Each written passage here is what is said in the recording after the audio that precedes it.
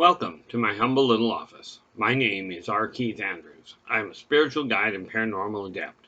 The journey continues today on August 2nd, 2021 at approximately 11:42 a.m. PST. Well, already getting remarks back from the last video from yesterday, and I figure I may just as well stay on the same path and help you understand one little detail. So many people are taught to be so afraid of death. Now, don't get me wrong. Death is not something to look forward to. It's simply another stage. But here's the thing. If you're taught to fear death, and that's what you focus on, how are you possibly going to enjoy life? Okay, now, I've spent a lot of time going around in circles on this myself, and it's not because I've been afraid of death. Quite frankly, it's been the opposite. And no, before you jump on that one, I have never, to the best of my knowledge, been actually suicidal. I came close one day of doing something stupid that undoubtedly would have resulted in my passing away. I would have been, I'm guessing, about 11 years, maybe 12 years old, in that area anyway. And, because I grew up on Vancouver Island, we were on a ferry between the mainland and the island. And a week or two before this particular trip, I had heard about somebody tossing their kid overboard. Right, just a little child. Now, needless to say, unfortunately, the little child did not survive. At least I wouldn't bet on it. And they never did find it. But what I'm getting at in this particular case was it was a starless night, completely clouded over. It was good weather, but it was completely clouded over, so we couldn't see the stars at all. And we were coming across late at night, so it was likely 10 o'clock, 11 o'clock. I mean, we are talking pitch black. And I got out on the deck, and I was watching the water go by, just watching the wake behind the ferry. Now, I was up I was only up on the first deck, and I'm looking down, going, well, we're about a mile offshore. I'm a decent swimmer. I wonder what it would feel like to fall off the ferry, end up in that kind of water. Now, I'm pretty certain the fall would be painful. I mean, we are dropping into water, but I figured if I go over in a controlled fashion, I can split the water properly and not cause myself too much damage. Right, and then it's a mile to shore. Yeah, I'd be exhausted, but I should be able to make it. And I played around with this for a good long time. And finally got around, and I got to the point that I actually put one foot up on the rail. Right, on the inside of the rail. And I lifted myself up, so I'm standing up on the inside rail. And I'm looking down going, I wonder what it would be like. I doubt they'd be able to see me. I should be able to swim for shore and make it home. Make it back to shore. And then all of a sudden it hit me, and it's like, maybe I should go inside before I do something completely stupid and probably fatal. So I got down off the rail and walked back in. Right. Now, like I said, I was not in a bad mood or anything. It was strictly a curiosity thing. Now, curiosity has been my stock in trade, in all fairness. It's got me into a lot of trouble. Okay. But the thing is, even then, I didn't fear the death part of it. I wasn't looking forward to the impact and figured I could mitigate that. But for those of you that are taught to fear death, okay, understand, death itself is not the problem, but I will tell you the transitional point can be a royal pain. Now, considering the fact, I've got kind of an upper hand. I've died by choice, as in the day I was born, I decided to leave my body, pulled all my life force, never bothered leaving an umbilical cord behind, so I couldn't even find my body if I'd wanted to. Of course, in all fairness, at that time I didn't want to. So I suspect you would call that suicide, which is really bad when you think that's day one. I've died by extreme fever. I've died by poison, by epileptic seizure, by overdose, by drowning, by poison. So I'm thinking I'm sure I've missed something there, but that's okay. The point being, needless to say, I've done it often enough. I don't fear it, but I get a kick out of it when I think back. There was a a comment made by Spock in the original movie Star Trek IV: The Journey Home. And Spock's standing there talking to Bones, and he goes, and Bones is asking him about, you've been where no man has ever gone before. Can't we discuss it? And the conversation goes on a little back and forth, and Spock looks at him and goes, look, until you've been there, we don't have a common ground to talk on. Now, I will tell you, before you try something stupid, okay, yes, I keep getting sent back. I'm not a common road. Most people that die stay that way for this lifetime, and they come back many years later, reincarnated in another form. Okay, but the thing with death is this. Some of the things I will confirm for you that I have experienced when it comes to death. Number one, you do experience your life flashing before your eyes upon death. But what they forget to tell you is that you experience your life based on the interactions you had with other people. Meaning, if you've been generally nice to people, you'll get handshakes, pats on the back, the occasional hug, that sort of thing. Okay, you do meet your loved ones. And I am talking about whether we are talking people, pets, plants, doesn't matter. Maybe you've got a favorite lake that you sat down in and talked to the lake. That spirit you may well run into there as well. Of course, that's a rarity, primarily because they live a lot longer than humans. But you can run into them. Okay.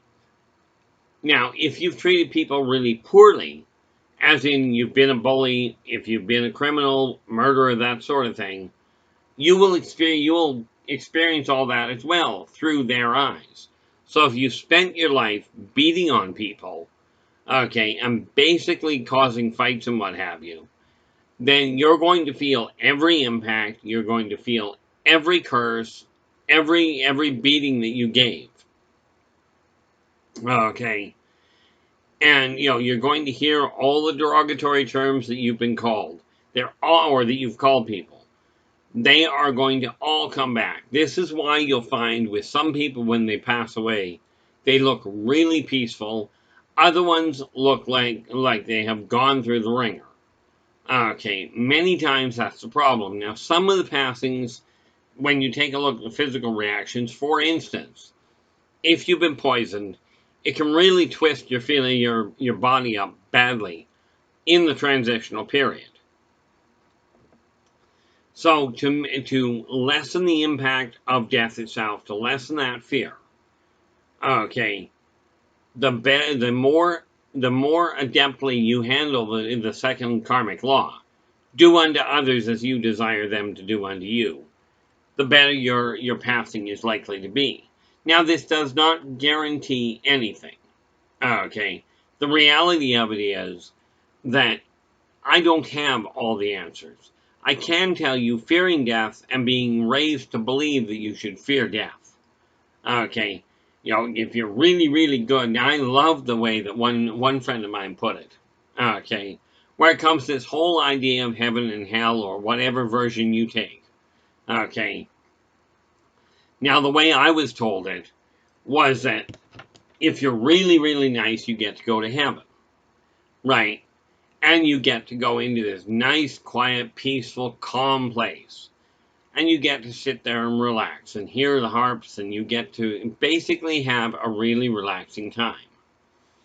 If you're really mean, if you're really a violent individual, you're going to go to hell. And of course, in hell, you're going to suffer torture, you're going to suffer beatings, you're going to suffer, burnings, all sorts of things. Now, when we're taught that, we're told you're going to go to hell, and if you're bad, you're going to burn, etc., etc. It's kind of like telling your kids the boogeyman's going to come get you if you don't behave. Okay. And yes, I've dealt with the boogeyman. He was a lot of fun, but that's another story for another issue. Anyway, the way this friend of mine put it was this. He believed wholeheartedly himself in heaven and hell, but he goes, I think you and the people have it all wrong.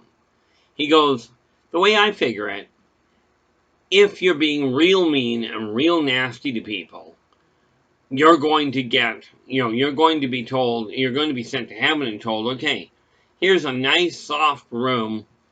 There's no fighting allowed, no drinking, no alcohol, no alcohol, no drugs, no smoking. You're not allowed to swear. You just can't do any of these things. Now, you've been a really bad boy all your life. You go to heaven, and you sit there and you think about what you've done. Now, meanwhile, while you're up there, there is one other little nasty thing here. Okay, they put you up there, and then you go, that's how it goes if you are being mean during your life. Okay, now on the flip side of that, if you're being really, really, really nice, okay, then when you die, you're going to get to go to hell. Now, hell is the place, that's where you get to have all the drugs, all the alcohol. You've abstained from everything during your life. You've never been mean to people. You've been really, really nice about it. Okay, you've gone out of your way to help people. So you get sent to hell.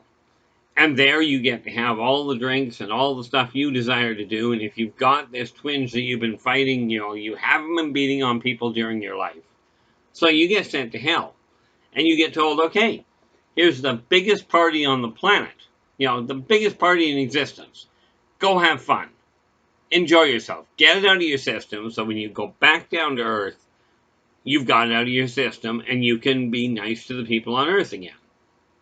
Or whatever planet you're going to. Okay. Now, I got thinking about that and I went, that's really not a bad thing.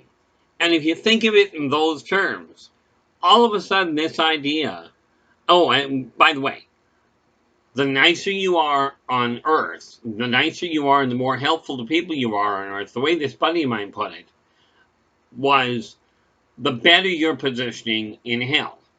You get to control some of the torture tables, or you get to handle the fight pits, because you've been nice. So the nicer you are, the better your position in hell, and the more fun you get to have when you don't have to worry about the side effects. And again, you're told when you get there, you get to the gates to heaven, and St. Peter stands there and goes, okay, you've been a really bad kid. You go up to your room and you think about it. You sit down and you behave yourself. And the only music you're going to get to hear is relaxing harp, or what I tend to personally refer to as elevator music. Okay.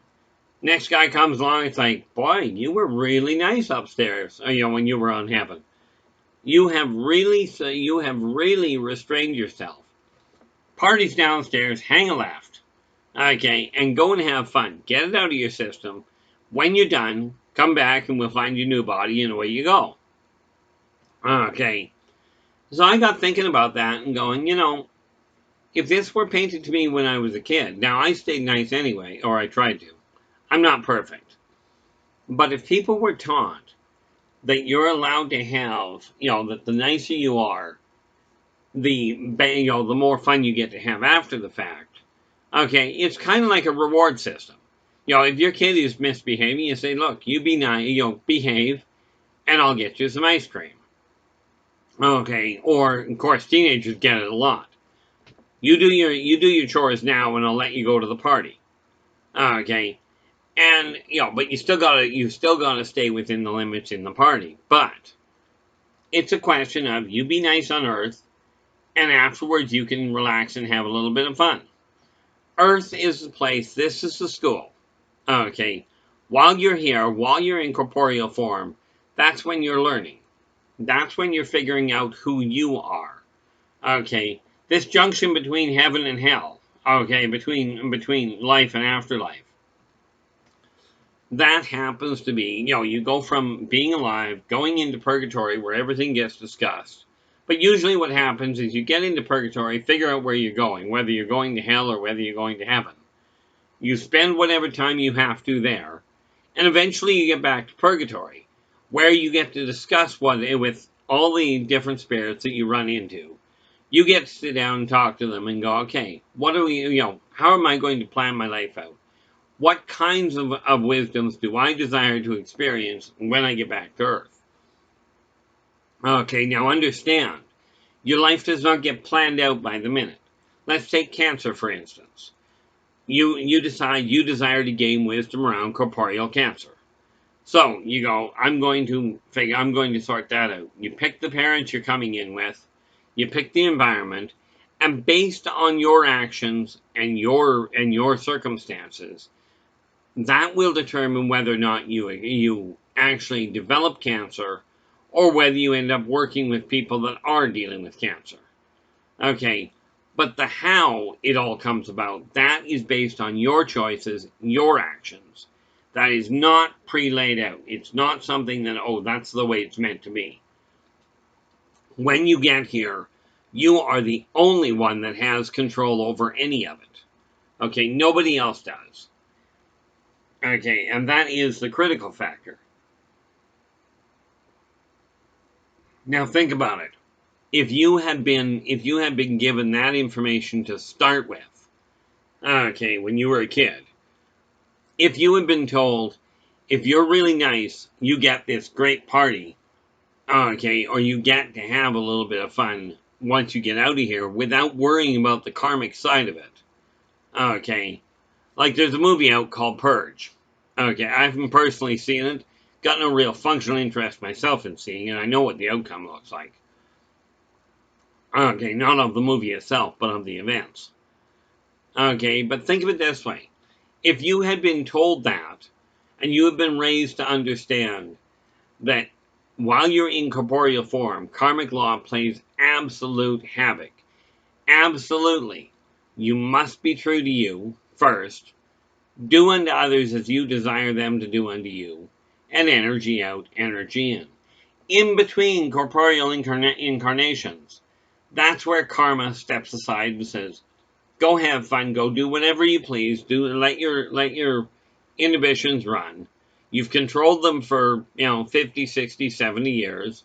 Maybe not that long. Lord knows I made some mistakes. Okay, yes, I'm 58 years old, but have I made mistakes when I was younger? Did I do things that I do seriously regret doing? Absolutely. Am I going to go into them? Not a snowball's prayer. See, there's this funny little thing that goes like this. The only time you can keep a true secret is if you're the only one that knows it. So, do I have skeletons in my closet? You bet. I've even got skeletons in my body. Correction. I've got a skeleton in my body. You've got one too. But, if you have been told all you're doing is containing your impulses while you are physically alive, in that transitional period between life and between death and the new life, if you had been told that, would you not have found it a little less frightening to go, oh, I'm going to die? Okay, when I die, I'm going to go to hell. Well, I'll tell you, it's a wonderful place to visit. It's a heck of a party. But, yes, I've got a twisted outlook on life, and I do not expect you to believe me on it. So many, oh, by the way, there's this neat little thing.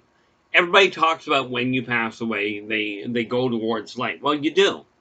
Because when you arrive, you're coming out of essentially out of a fog bank, and the light is incredible. But you got to remember, you're dealing with a bright light up from up here, and you're dealing with reflective fire from down here. So you get an awful pile of light cutting through the fog. Okay. But the funny part about it is, the brightest light is way up here, where people call heaven. And I find it absolutely fascinating. I had to think about that for a while. But you think about it, and, if the bright light is heaven, then why does everybody go and passing away go, don't go in, they say stay away from the light. They're either telling you stay away from the light or go to it. Well, if they're telling you stay away from the light, what's wrong on the other side? Well, I'll tell you, what's wrong on the other side is pretty simple. Okay. It's a great place to relax. It really is. I've got a lot of friends up there. Okay. Of course, I've also got a lot of friends down the other side. Okay. I don't see a difference between the people.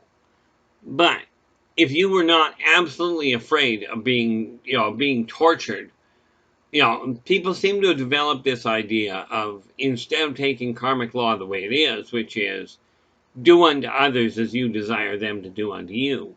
Far too many people are taught, do unto others as you think they're going to do unto you, but do it first and then split. Now, it's that kind of philosophy that has driven this world into the chaos it's in right now. And it is up to each and every one of you, myself included, to really do the work to make this corporeal existence a better world for the majority of people. Now, there will always, in all likelihood, be people that are not content. Even back in ancient Lemuria, we had people that were not content, that wanted to push the limits. I mean, it was unfortunate, the one that did. Now, it's like, gee, I wonder what we would all do and what would happen if we all stopped our corporeal heart at the same time. We all had the capacity to do it, and none of us thought it through.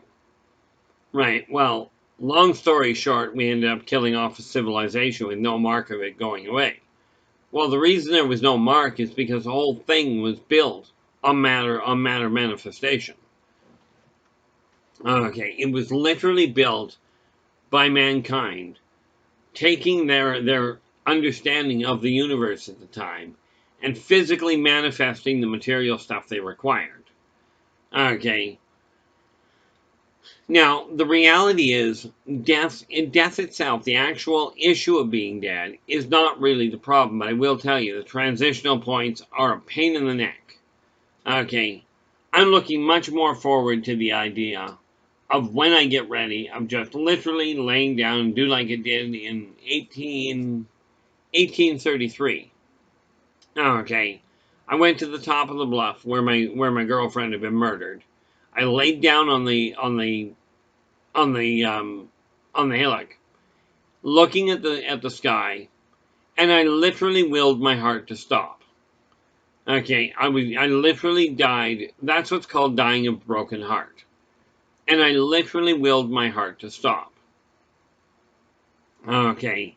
Now, on that particular lifetime, it took me a very long time to end up, because I didn't return. Now, that was in 1833.